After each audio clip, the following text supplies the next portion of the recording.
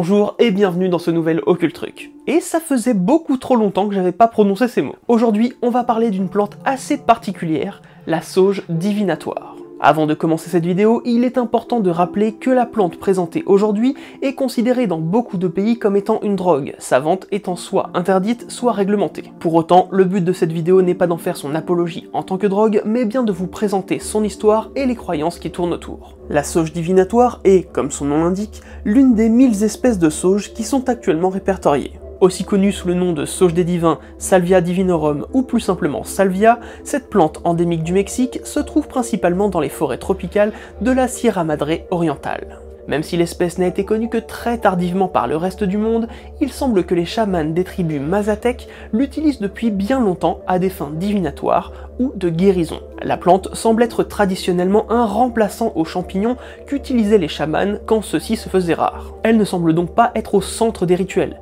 mais plutôt une simple alternative.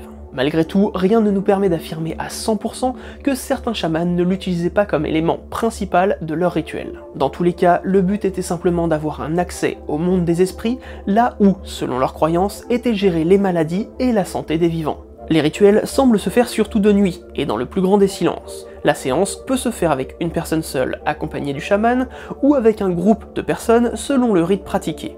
Lors de l'utilisation des feuilles de salvia, ces dernières semblent être encensées de copal. On invoquait ensuite les esprits et les dieux avant que les feuilles, qui forment alors une sorte de cigare appelé priem, ne soient mâchées ou sucées sans jamais en avaler la substance. Le chaman est là où les personnes présentes devaient donc traditionnellement chiquer le priem. À partir de ce moment-là, tout le monde devait se coucher afin d'éviter le moindre bruit ou le moindre mouvement pouvant perturber les visions. Ces dernières devaient être assez fortes pour que le chaman puisse partager ses conseils aux malades ou à la tribu. Il faudra attendre 1939 pour qu'un certain Jean Bassett Johnson répertorie cette espèce de sauge alors qu'il étudiait les rituels consacrés aux champignons hallucinogènes dans les tribus mazatèques. D'ailleurs, cette plante semble avoir été plantée et cultivée par les chamans locaux, car étonnamment son origine semble inconnue.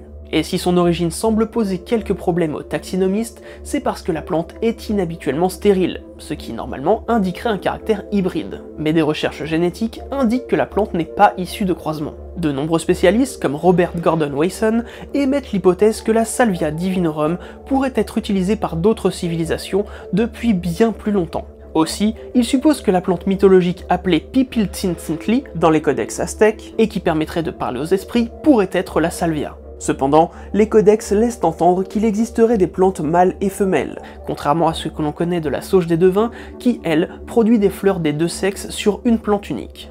Cela pourrait aussi indiquer que la sauge divinatoire est une descendante de plantes aujourd'hui disparues. Bien que son usage semble être ancestral, cette sauge a été décrite par les habitants de la région au XXe siècle comme portant le nom de Horas de la Pastora, Hierba de la Virgen ou encore Hierba de Maria, ce qui signifie respectivement feuille de la bergère, herbe de la Vierge et herbe de Marie, ce qui laisse clairement sous-entendre une influence chrétienne espagnole sur le nom local de la plante. C'est en 1962 qu'Albert Hoffman et Robert Gordon Wasson assisteront à ces rituels et auront l'autorisation de ramener quelques boutures avec eux. Aujourd'hui, la plupart des plantes qui sont cultivées dans le monde sont issues de ces fameuses boutures. La sauge divinatoire est unique en son genre, et est d'ailleurs la seule espèce de sauge connue ayant de telles propriétés psychotropes. Aujourd'hui, de nombreuses études sont menées sur cette plante pour ses potentielles propriétés à atténuer les troubles bipolaires, les troubles de l'humeur, les troubles dissociatifs, les addictions à certaines drogues et les psychoses. Cette plante aurait donc des bienfaits sur le corps humain, qui auraient pu être identifiés par les tribus mazatèques, même si ces derniers attribuent ça à l'intervention du monde des esprits. D'après certains témoignages contemporains, la Salvia divinorum provoquerait des sensations de décorporation, de distorsion temporelle ou encore de réalité alternative. Ceci expliquerait largement la sensation d'accès à un monde divin. De la même façon, le rituel consistant à s'allonger comme il est rapporté chez les mazatèques semble être expliqué par certains consommateurs. Ils expliquent que tout stimuli externe peut provoquer une expérience troublante, voire violente. Aussi, la sauge divinatoire peut, selon les témoignages que l'on trouve sur internet, créer des hallucinations visuelles et auditives, laissant penser parfois que des êtres différents de nous sont présents, des êtres potentiellement divins. Du coup, on peut vraiment se demander ce qu'ont vécu les conquistadors quand ils ont découvert les effets de cette plante pour laisser le nom de la Vierge Marie à cette espèce. Parce qu'autant le nom de Salvia divinorum pour de la sauge qui sert à la divination, bon, c'est hyper logique, autant appeler ça l'herbe de la Vierge. Malgré tout, ces fameuses séances de divination sont aujourd'hui toujours pratiquées par certains Mexicains, en particulier dans l'état de Oaxaca, où se trouvent encore des Mazatèques. Bien que les cérémonies soient la plupart du temps ouvertes aux touristes et que celles-ci se sont adaptées à la religion chrétienne, l'essentiel du rituel semble avoir été conservé au fur et à mesure des générations.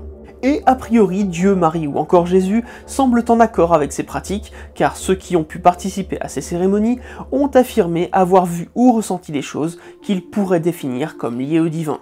Bref, cette vidéo sur la sauge divinatoire est maintenant finie. Évidemment, ce n'est pas la seule espèce de sauge qui est liée au monde de l'occulte, mais nous aurons le temps d'y revenir dans de futurs Occultrucs. En attendant, on espère que cette vidéo vous a plu, n'hésitez pas à nous dire dans les commentaires ce que vous en avez pensé, et à la partager si vous avez aimé. Comme d'habitude, on se donne rendez-vous sur les réseaux sociaux et sur Tipeee pour soutenir la chaîne.